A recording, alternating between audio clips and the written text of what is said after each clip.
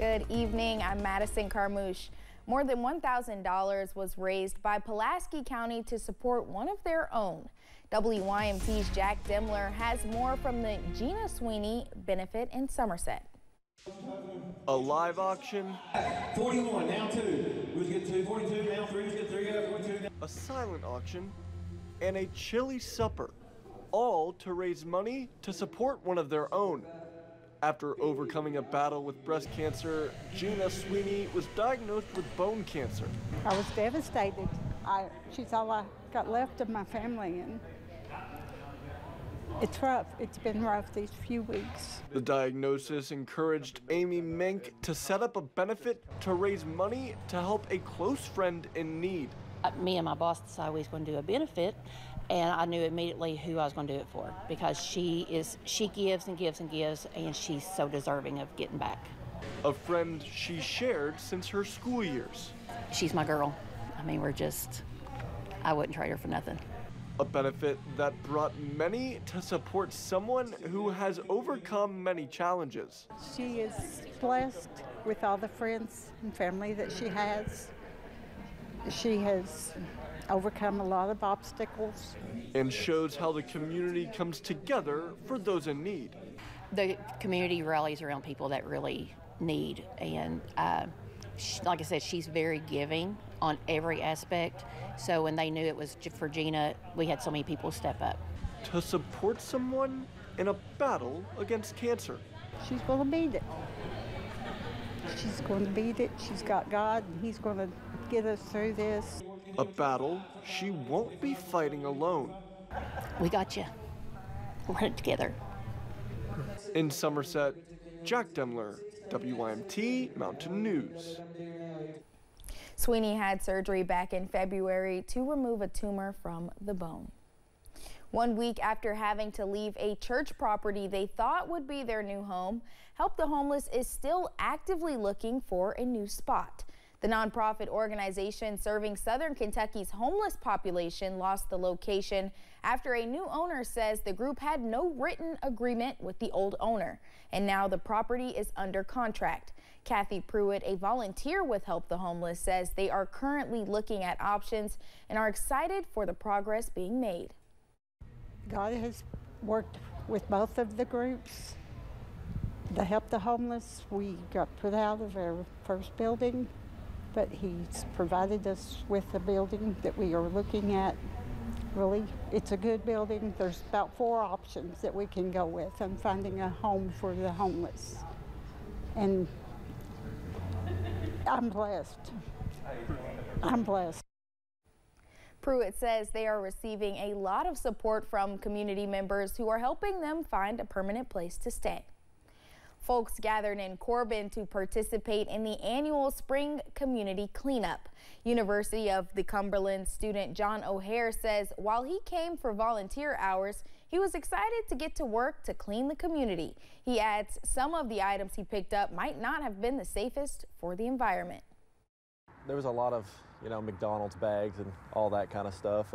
I found a whole tarp on the side of the road, somebody's tackle box too. And like a wildlife standpoint and sustainability, if you don't want your trash hanging out everywhere, birds get a hold of it, even dogs, anything like that, you just don't want that. O'Hare reminds folks it is important to throw out trash to eliminate the risk to the environment. With the Great American Eclipse around the corner, some local businesses are having special events to honor Eclipse Day. Alexa Minton has more. The Living Arts and Science Center in downtown Lexington takes time to celebrate STEAM education every day. But coming up on Eclipse Day, they're getting ready to help Kentuckians celebrate the eclipse as well. With our planetarium, it just kind of made sense to have an opportunity that's free for the community to come and experience STEAM programming and to see the solar eclipse. The Living Arts and Science Center is decorated and ready to invite Kentuckians of all ages to their solar eclipse all-day party. With programming for kids to learn about the importance of the event and even yoga for adults, they're hoping to provide a space for community members to safely view this once-in-a-lifetime solar show. We'll have a Seedlings in STEAM pre-K class at 10. We'll also have animal meet and greets, live science experiments. We have an opportunity for adults to come and do yoga in our planetarium.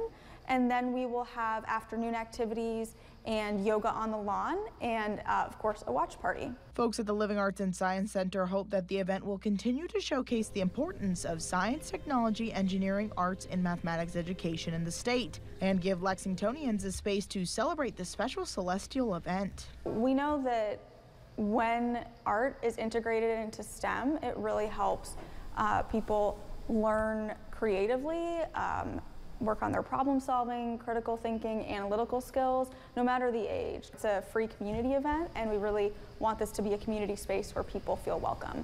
And kids are out of school, so it's a fun thing to do on their day off. In Lexington, Alexa Minton, WKYT. And right here in Hazard, the Challenger Learning Center will host a solar eclipse viewing party on Monday. The activities for both kids and adults will begin at 2 p.m. The center has been and will continue giving out free solar eclipse glasses until the big day on April 8th. It is set to include a special solar telescope to view the eclipse safely.